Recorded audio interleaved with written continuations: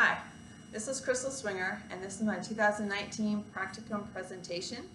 I did it here at Cabarrus Health Alliance, which is the local health department here in Cabarrus County, and I did it involving the Leadership Development Program. And the purpose of this program was to secure successful internal succession promotion in order to increase agency sustainability. So in my involvement with this leadership development program, it made me think about Daniel in the Old Testament.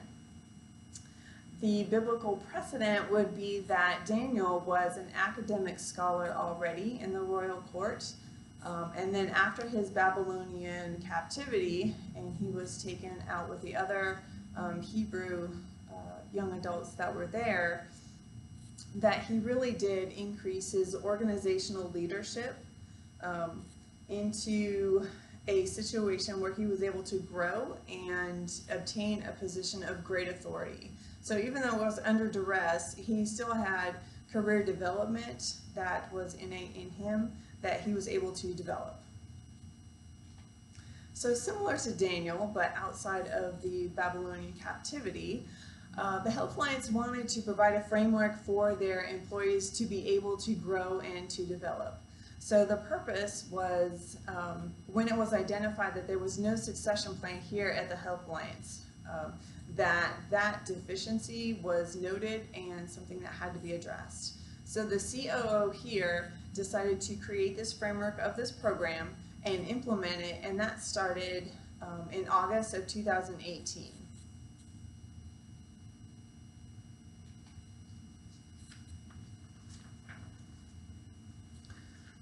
So the methodology for the Leadership Development Program implementation started out with assessment that was given to all the employees, and they were had the opportunity to volunteer to be a part of the program. So it was nothing that was forced or recommended. It was just if an employee was interested, then they pursued development into the Leadership Development Program.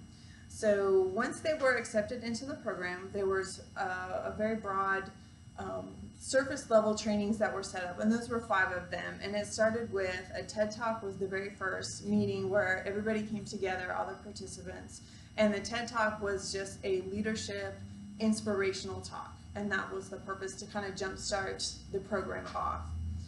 The second meeting was a vision board creation, which was a little crafty for some people, but it involved them cutting out magazines, either words or pictures, and putting it onto a board. But what it really did was force them to specifically identify what their goal wanted to be over the next year. The third meeting that we had was data analytics, and this was a very formal meeting by Dr. Chester that came in from South Carolina. And she gave a presentation in regards to the importance of data collection, how to get data, what to use data for, how to put it in an informatics kind of platform in order to share it with stakeholders, but also to verify or disprove the purpose of your program and whether there was quality in what you're doing. So her data analytics was very specific to team quality and quality improvement. The fourth one was a case study review, and this fourth meeting was in regards to time management, and it taught about how to delegate projects and also the inefficiencies of taking on too many projects and doing none of them well. The fifth one was a team building exercise, and this was a third-party vendor that came in for specific teams that were identified. And a lot of them were part of the leadership development program as well, but she helped them to identify their problems, which typically centered around communication and conflict within their team, and how to overcome those and what techniques to use in order to build trust, build accountability, and to actually use conflict in a healthy manner in order to get results for the team. So those are the meetings that have occurred so far. Post Practicum, there will be 2 more, and one is a partners review, whether you will sit down with a partner that's outside of your department and be able to share what your goals were, whether you met those goals or did not meet those goals, and the other person can provide feedback as to maybe encouragement to keep going, or maybe constructive criticism in how to better get to where that person needs to succeed. So that's what was provided through the program itself. So the data that was collected was also 5. The first one was a self-assessment that was done by the employee, and that was at the very beginning of the program when they first wanted to enroll, and that was a hard skill set assessment of what they could and couldn't do, or what they felt comfortable doing or not doing. And that ranged from 0%, I have no idea what this is, all the way up to 100% is I use this on an everyday in my normal workload. And there was a level 2, 3, and 4 in between as well that they can kind of range their confidence level in. The second one was a supervisor assessment, and this was soft skills that the employee had that wanted to be part of this program. So that the soft skills included things that were specific character traits. Honesty, were they ethical, were they likable, were they passionate, were they courageous? Those types of character traits were assessed by the supervisor, and they were sent to the executive management team, and the employee did not see those. The third thing was short surveys were given out after each of the meetings that occurred, the TED Talks and the creation of the vision boards, etc., just to see if the content of the meeting was valuable to the people that came, and if they considered that several days after, if they retained any of the information post the meeting. The fourth one, and these last two are the important ones, is the mid-evaluation. So midway through the program, I pulled out 7 participants that had started the program with their evaluation, but either did not come to any of the meetings, or maybe just one of the meetings, or they just had very non-specific goals. So underneath the question where it said, what is your career goal? They said, to advance my career, or something very nondescript. So see, these are the people that I pulled out that I wanted to have a face-to-face interview with to see exactly why they weren't participating in the program, or what they actually wanted to get out of the program itself.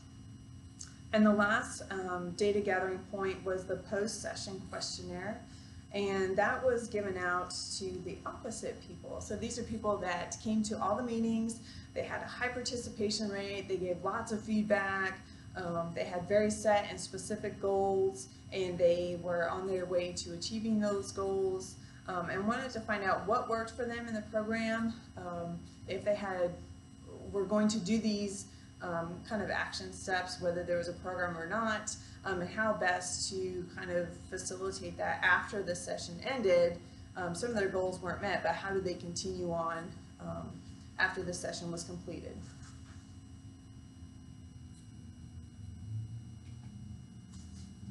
So on the results, we had 27 participating employees overall that chose to voluntarily join into the program. So the self-assessment that was done, we had at least 18 of the participants wanting to increase their education from a bachelor's to a master's level degree. The least developed skill was grant writing, and the most developed skill was public speaking in small groups and community engagements, which seems obvious since it's the health department and that's primarily what they do. All right, so continued results with the supervisor's assessment. Across the board, there was a very high level of character traits that was assessed. The highest one was actually ethical, having ethical behavior and ethical actions. The surveys that were received, greater than 83% said that they valued the information that was given and that they found it of value later on after the meeting was done. For the mid-evaluation interviews, there were 7 people, and the 2 big themes that came out of those interviews were schedule conflicts, which is why people didn't participate in the meetings. Specifically, one clinic had hard clinic times on Thursdays, and that was the meeting day that was scheduled for every single meeting. So that's why they were unable to come. And the second was for supervisor communication breakdown. So either they submitted their assessment and didn't know what to do afterwards, or they just kind of didn't pursue it, or the supervisors didn't ask them about that. So there was a communication barrier breakdown that resulted in them not participating in the program. And the last one was the post-session questionnaire. There were 15 people that fell into the category of very high participants and very driven in this category. And they themselves gave a lot of really good feedback, and they had measurable achievements that they had attained. They had identified skill gaps, so they wanted more information about conflict resolution, how to speak with people that are of a different age bracket, and specific skills like that they wanted more training in.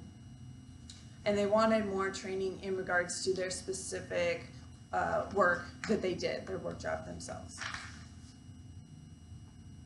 So from these results, the Health Alliance Board and the executive management team are going to continue to support and develop the leadership development program that was here. The feedback that was received and information from this practicum has already been used to develop the syllabus for next year. And through that, there are several recommendations that kind of came from all this information. So the first one was defining ethical actions and behavior. I think the result that was on there, the high amount of people that were deemed as being ethical, was a little confounding because it wasn't really clearly defined as just, are they a good person kind of thought. So defining ethical actions and behavior, maybe you need to be a little bit more detailed in definition. So that was one recommendation. The second one is to require, and this is really, it came up through the leadership development program, but it's also agency-wide, is there is a breakdown in face-to-face communication with employees and supervisors. So not task-specific meetings of let's solve a problem, just 5 minutes of where do you want to grow professionally, how can we better the team, what's efficient, what's working, what's not, and kind of an outside view of how to better work together as a team in order to get the results that are needed. The third recommendation is to create a resource center for the supervisors. So there were some supervisors that were not part of the leadership development program, but their employees were. So if they come to their supervisor and want to know how can they develop professionally, there was nothing really for the supervisor to do besides just say, what do you want to do? So if we created a resource center that had maybe a list of websites that offered additional trainings, supervisory skills, we're going to create modules internally within the Health Alliance in regards to how does a budget work, how do you write a grant, how do you review a grant, how does supervisory skills work as far as conflict resolution internally. So those types of modules are going to be developed and be available to the supervisor and to the employee, but having that resource of where can they go to receive extra training, or where can they go to get online schooling or certifications. If those were available to the supervisor, it would be easier for them to be involved and to be able to encourage that employee to develop and grow. And the last one recommendation is really just to continue to develop and support the leadership development program overall. This is an excellent way to build sustainability within the workforce here at the Health Alliance and create prepared employees that can step into the roles of leadership if there happens to be a vacancy or if there's a new position that's created. They already have those supervisory skills at a base level that they can step into that position and be able to grow and develop. So that was my practicum here at the Health Alliance with the Leadership Development Program, and thank you.